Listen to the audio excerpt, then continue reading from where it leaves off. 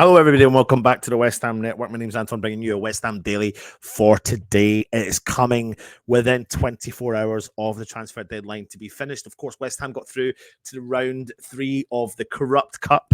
I'm calling it the Corrupt Cup because they are absolutely ridiculous in their decision to give a favoured draw to the 6 teams that are playing in Europe. I think it's an absolutely disgusting decision, and I know it's not just about that, but I am absolutely livid on that whole process. And part of me feels like I'd rather just give up that cup competition. It makes me more determined to want to beat one of those teams or to beat all of those teams, but equally they'll just give up out of principle for what their decision to do that. Anyway, maybe I should do a show on that because it's driven me absolutely insane. I'm getting quite angry about it. But I'm here today to bring you some news. There's loads of news. It's expected of potential outgoings and incomings at West Ham. But I suppose a lot of our incomings are dependent on our outgoings at the club. So we'll get started on the first story for you today. Now, apparently, Southampton have become odds-on favourite club for Max Cornet. Now, they are trying to be busy in the transfer market. They've obviously had some negotiations opened up with West Ham over the deal for Flynn Downs. Very successful deal, might I add.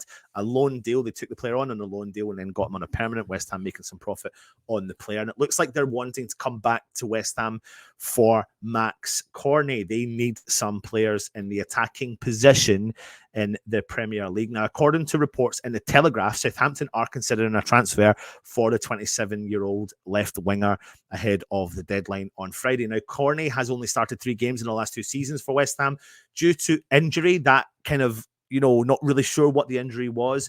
And he was at one point one of the most talented goal-scoring inverted wingers in the Premier League, but that was at one point. So prior to joining West Ham, Cornet scored 9 Premier League goals in a season for Burnley. So he has previously been a goal-scoring English top-flight player in the English top flight.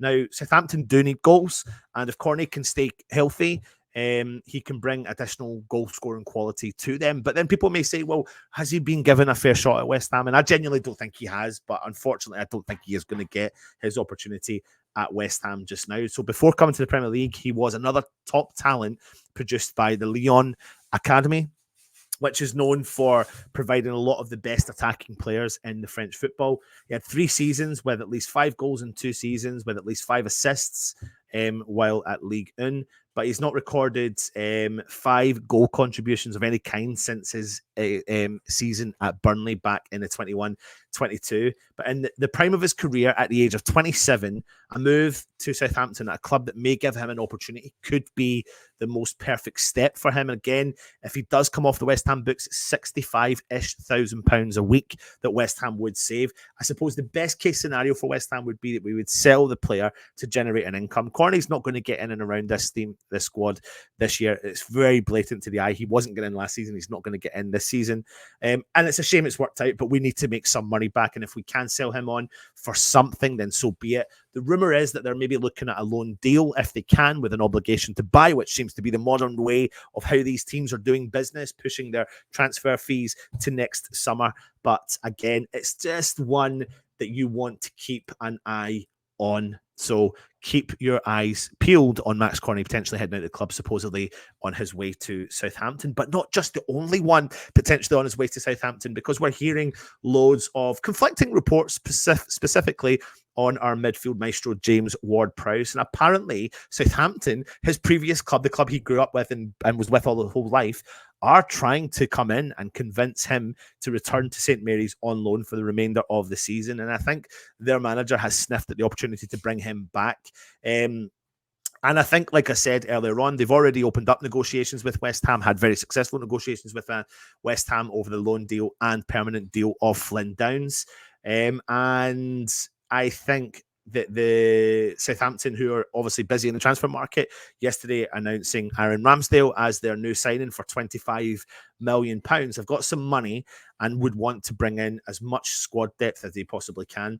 Now, they have set their sights on convincing West Ham to sanction a loan deal that would see him come back to Southampton at the last minute, and I think they feel quite confident that they could convince him to do that. Now, the issue you're going to have here is that if he does go on loan to Southampton, then West Ham will obviously hold that obligation in terms of he will not play against West Ham when they do play each other.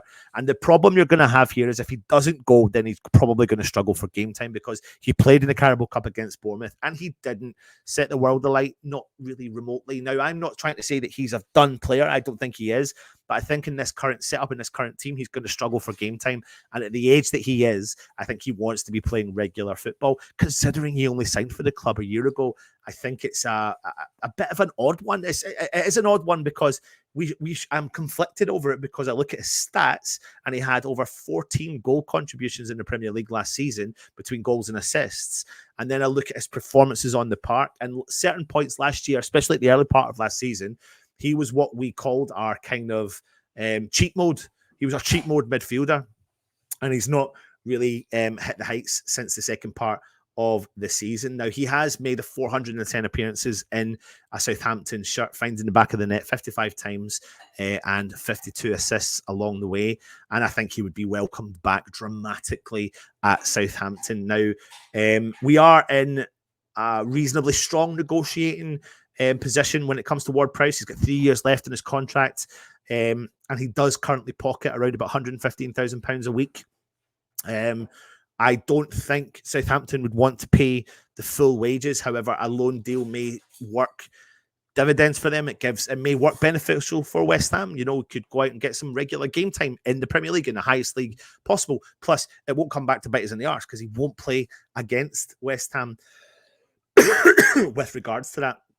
I'm not saying he's heading out the door. I'm just saying this is another one we should watch over the next 24 hours.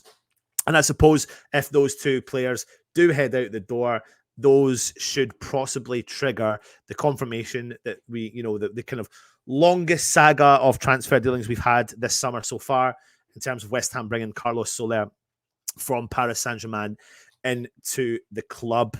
Now, I think we are obviously needing some money, and if we can sell Cornet for some financial gain and loan Ward-Prowse for some financial gain, and as well as losing the weekly wages that we are paying out for them, then that would justify the deal to bring in Carlos Soler into the team. One of the biggest things I noticed against Bournemouth, albeit it's just one game, League Cup, felt like a preseason game, was just the lack of players coming in, showing for the ball, and then grabbing the ball and driving forward. And we only really got that when Paquetá came on. Now, people are going to say it's not just James Ward-Prowse, it's Tommy Soucek, and I completely agree with you, but I think Carlos Soler could be one of those players that could eradicate that big issue. So I think that with some of the players going out, I expect Carlos Soler to come in, but it's depending on players heading out. We've got a few players we probably expect to go out, and I would expect to see movement today. But anyway, who knows, because we are West Ham, and who knows, because we're not ITKs, and there's lots of stuff, fabricated stories, journalists, media, you name it, everyone's out there to make a buck from it. So bear with us as we start to report all the news coming out for you over the next 24 hours. It's going to be a busy one as well, as we prepare for Man City in the weekend. Anyway, subscribe, like, comment, come on, you irons.